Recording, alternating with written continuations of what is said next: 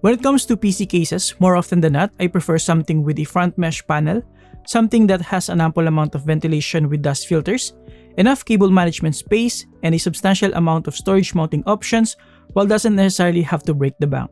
The Tecware Forge S has it all. It's not perfect, but for its price, it's more than enough for most budget-oriented PC builders looking for an airflow optimized PC case. With that being said, let's get into it. As usual, while I am unboxing the Tecware Forge S, let me share with you its key features. The Tecware Forge S is a mid-tower chassis that supports ATX, Micro ATX, and ITX motherboards. It also supports CPU coolers up to 165mm and graphics cards up to 350mm in length. Out of the box, it already includes 4 Omni P12 case fans, which were upgraded from the previous Orbis fans, and it now has a white variant, which is what we have here today. The packaging is nothing new, pretty much what you would expect from a PC case with a substantial amount of styrofoam and plastic protection. Now here in front, we have the tempered glass side panel with the white border around it and a fully covered power supply area. The screws are captive, which is nice, and we also have a subtle Tecware branding right here. Here in front, we have a mesh front panel made out of metal with a sort of polygonal design. Removing it is pretty straightforward, just pull it from below, and you don't have to worry about the front I/O cables as it is not connected with the front panel. Now, the mesh front panel actually has a refined filter on the other side, which obviously helps further with limiting the dust intake. However, it is non-detachable, making maintenance a little bit of a hassle. You would have to remove the metal mesh by removing its clips first. It's probably not that hard to accomplish but could have been a lot better if it is detachable. Moving on, right here we have 3 Tecware Omni P12 case fans, which are already pre-managed and connected to the fan hub inside the chassis. You can mount up to 3 120mm or 2 140mm case fans here and up to 360mm radiator. Flipping it at the back side, we have a fully covered back panel with the same captive screws. Removing that, we have a relatively large cutout for the motherboard plate, a detachable mounting option for 2 2.5-inch storage devices, the front I/O cables, the Omni fan hub, the accessories inside the plastic, and a small hard drive cage. Now looking closer, as you can tell, all the case fans are already connected to the Omni fan hub, which supports up to 8 addressable RGB devices and up to 8 PWM fans. It is powered by SATA with standard PWM and ARGB connectors for the motherboard headers and the case LED or reset button connection option. This makes cable management a lot easier and compatibility hassle-free. Now, speaking of cable management, we have a good amount of space here at the back at around 2.3 cm give or take, and we also have a bunch of zip tie mounting points all around. It doesn't have any Velcro straps, but I guess that is to be expected given the price.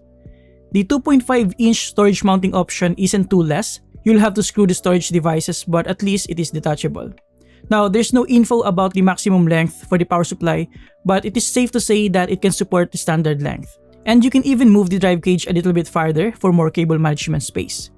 Now, the small drive cage, as tiny as it is, can actually support up to 2 3.5-inch or 2 2.5-inch drives. Now, looking at the back, we have the I/O cutout, the rear case fan mounting point that supports a 120mm case fan and is adjustable up to a certain point. We also have 7 reusable PCIe covers, small ventilation, and the power supply cutout. It's nice to see that the PCIe covers are reusable, especially at this price point.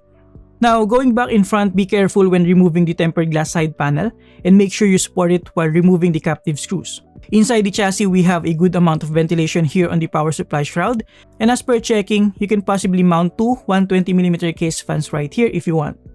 We also have a cutout here providing space for a 360mm radiator. Right here, we have the rear-mounted 120mm Tecware Omni P12 case fan, and as I've pointed out earlier, another 3 here are mounted inside the front of the chassis. Again, we also have a pretty large motherboard cutout here, and we also have some rubber grommets on the cable management channels. Here up top, you can mount 2 120 or 140mm case fans, or either a 240 or a 280mm radiator. And we also have some pre-installed motherboard standoffs. In terms of the I/O, we have the power button, a couple of LED indicators, an LED button, 2 USB 3.0 ports, and 2 3.5mm audio input and output ports. Unfortunately, no USB Type-C port here. We also have a magnetic top dust filter right here, and as you can tell, we also have a good amount of adjustment options for mounting the case fans or a radiator. And lastly, flipping it all over at the bottom, we have a very large dust filter here that spans across the entire length of the chassis. And of course, we have 4 case fit with a rubber base. Again, the drive cage is adjustable as you can see here. Overall, I like the fact that it has a good amount of ventilation options, more than I was actually expecting even on the power supply shroud and underneath the chassis. It has standard I/O, albeit without a USB Type-C port. It has a fair amount of storage mounting option and cable management space, and overall good and clean looking white aesthetics. I also appreciate that the fans are now better than the previous Orbis, and that the hub supports standard PWM and ARGB interfaces.